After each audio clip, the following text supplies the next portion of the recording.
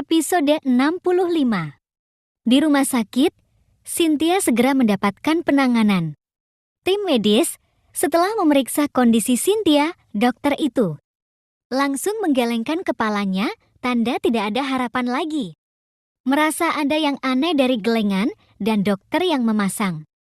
Wajah murung, Cynthia semakin sedih dan panik. Ada apa, dok? Apa yang terjadi dengan wajah saya? Apa saya akan baik-baik saja? Apa?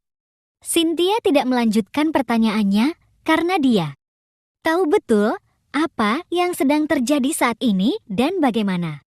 Dengan kondisi kulitnya sekarang, Nona Cynthia, kuatkan hati Nona, karena bagaimanapun. Sebagai dokter, saya tidak bisa menyembunyikan hasil dari pemeriksaan saya pada Nona. Katakan, dok. Katakan apa hasil dari pemeriksaan dokter. Sekarang juga, kata Cynthia dengan nada sedih sambil berteriak. Kulit wajah Nona hancur. Ini penyakit langka yang masih belum bisa saya deteksi nama dan penyebabnya. Tapi, poin pentingnya adalah kulit wajah Nona tidak akan sembuh seperti semula walaupun Nona melakukan operasi plastik kelak, tetap saja tidak akan ada hasilnya sama sekali. Cynthia melemah. Ia sesungguhnya sudah tahu efek racun itu seperti apa. Ia juga tidak bisa berbuat apa-apa sekarang. Aku tahu, ucap Cynthia sambil menunduk sedih. Kalau begitu, aku akan pulang saja sekarang. Cynthia berniat beranjak dari ranjang yang ia tempati, namun dokter yang sedang menanganinya dengan cepat mencegah niat Cynthia. Tunggu, Nona. Nona tidak bisa pulang sekarang. Nona harus tetap berada di rumah sakit ini untuk dirawat. Karena jika tidak, luka Nona akan mengalami pembusukan. Itu akan semakin menyiksa Nona lagi nantinya. Cynthia mendengarkan apa yang dokter katakan. Ia membatalkan niatnya untuk pergi. Bukan karena takut lukanya membusuk, melainkan karena ia tidak tahu harus pulang kemana sekarang. Baiklah, aku akan tetap di sini selama beberapa hari. Kami sarankan agar Nona Cynthia berada di sini sampai luka di wajah Nona mengering, agar nantinya tidak terjadi pembusukan. Terserah dokter saja, Cynthia berucap pelan tanpa semangat. Baiklah, kalau begitu, Nona istirahat di sini, saya permisi dulu. Ya, dok. Dokter itu pun beranjak meninggalkan Cynthia. Namun, baru beberapa langkah dokter itu berjalan, Cynthia tiba-tiba memanggil dokter tersebut. Sang dokter sontak langsung membatalkan niatnya untuk meninggalkan Cynthia, lalu memutar tubuh. Kembali melihat Cynthia. Iya, Nona. Ada apa?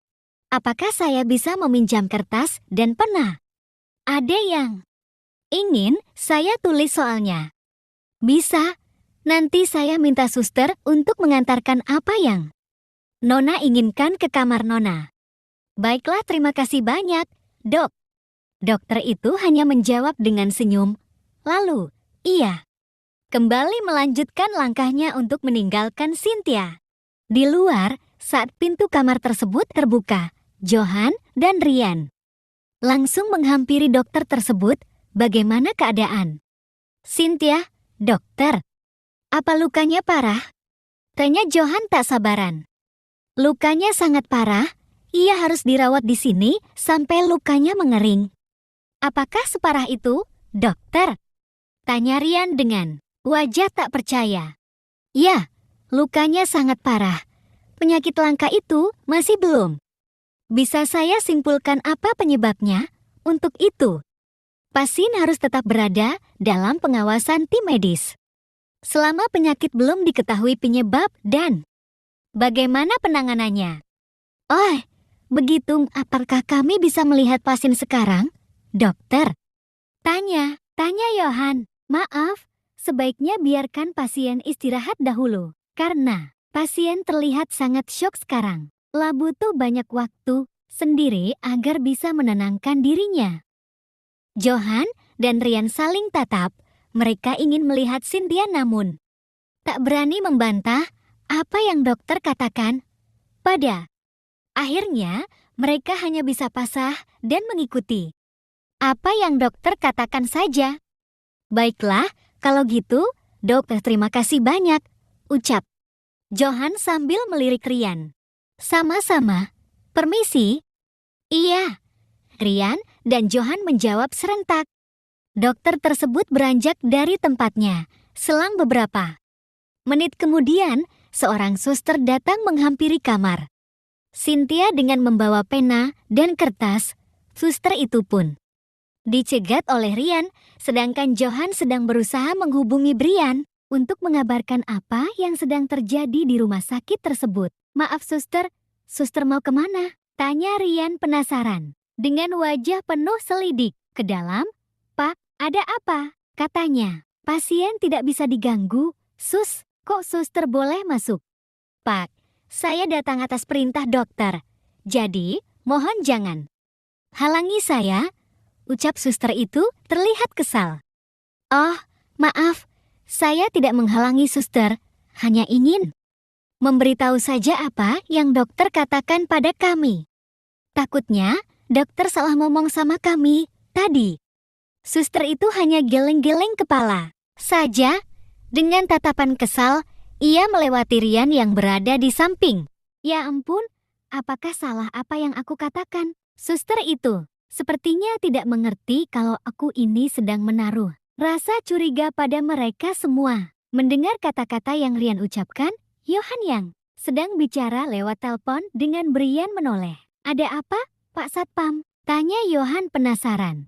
Tidak ada apa-apa Mas Johan, nanti saja saya bicarakan. Setelah Mas Johan selesai bicara dengan Tuan Muda. Oh, baiklah, sebentar lagi aku akan selesai bicara. Johan melanjutkan obrolannya dengan Brian, sedangkan Rian duduk di kursi tunggu untuk menunggu Johan selesai bicara. Sementara itu, di dalam kamar rawat Cynthia, suster langsung menyerahkan kertas dan pena yang Cynthia minta. Kamu bisa pergi sekarang juga, ucap Cynthia dengan nada angkuh seperti biasa. Suster itu langsung meninggalkan Cynthia dengan membawa rasa kesal dalam hati. Cynthia tidak peduli dengan apa yang suster itu rasakan, ia malahan segera menulis sesuatu di atas kertas yang baru saja ia terima. Saat polisi sampai ke rumah sakit, Cynthia sudah menyelesaikan apa yang ia tulis. Kemudian, ia beranjak dari ranjang yang sedari tadi ia duduki. Cynthia berjalan menuju jendela kamar tersebut. Kamar itu berada di lantai 3 dan tepat berada di posisi belakang rumah sakit. Cynthia membuka jendela kamar itu, lalu melihat ke bawah. Kak Brian, mungkin inilah yang kamu inginkan dari aku. Pergi jauh meninggalkan kamu untuk selama-lamanya, ucap Cynthia sambil menangis dengan memegang dadanya.